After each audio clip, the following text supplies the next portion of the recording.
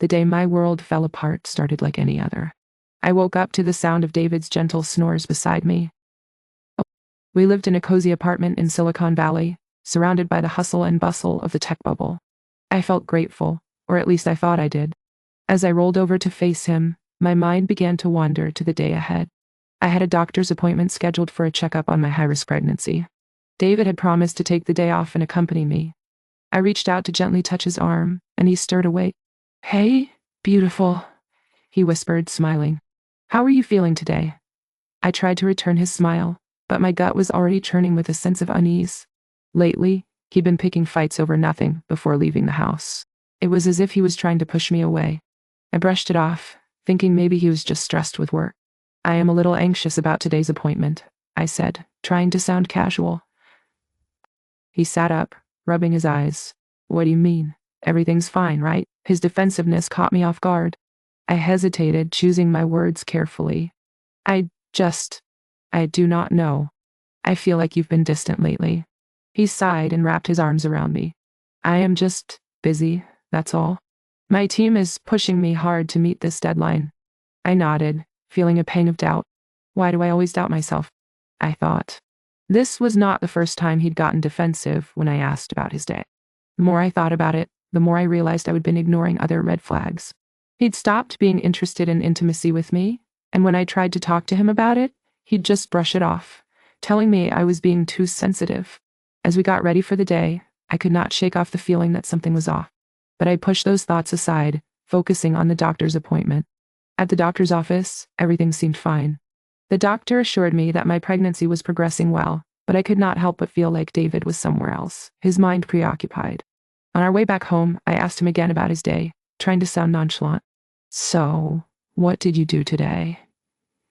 He glanced at me, his eyes flickering with a hint of irritation. "I told you, I was busy with work." I felt a surge of frustration. Why cannot he just be honest with me? The moment I got home, I decided to take a shower. As I was getting undressed, I noticed his Apple Watch lying on the dresser. I picked it up, and that's when I saw the notifications. My heart sank. Tinder, Bumble, Dutch, OkCupid. It was like I would been punched in the gut. I felt lightheaded, my vision blurring. I scrolled through the messages, and my world came crashing down. He'd been using dating apps throughout our entire relationship. Almost 2 years of lies, of gaslighting, of making me doubt myself. And then, I saw her. Another woman, pregnant with his child. I could not breathe. My legs felt like jelly. I collapsed onto the bed, the Apple Watch still clutched in my hand.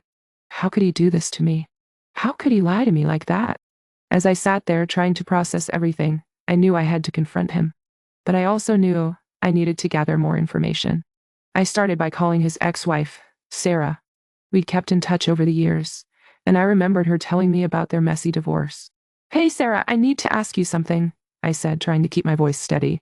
"What's going on?" she asked, concern etched in her voice. "I found out about David's dating apps," I said, my voice cracking. There was a pause on the other end. "I am so sorry. This isn't the first time he has done this. It's a pattern, a cycle of cheating and lying." I felt a wave of anger wash over me. I knew I had to confront him, but I also knew I needed to be careful. My father, a retired police officer, wanted to confront David physically. "Let me take care of him," he growled over the phone. But I knew I had to handle this myself. I needed to take back control. I sat down at my desk, pulled out a piece of paper, and started writing. "Dear David, I know everything. I know about the dating apps, about the other woman, about the baby. I am still trying to process how you could do this to me, how you could lie to me like that. But one thing is certain, I am done. You see, I thought we had something real. I thought we had love. But now I realize it was all a lie. I am not going to beg you to stay or to explain yourself. I am just going to tell you that it is over. And as for the inheritance I shared with you, and my green card that depends on our marriage, I'll find a way to protect myself. You may have broken me, but you will not define me.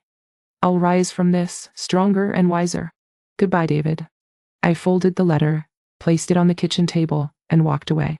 I knew I had a long road ahead of me, but I was ready to face it head on.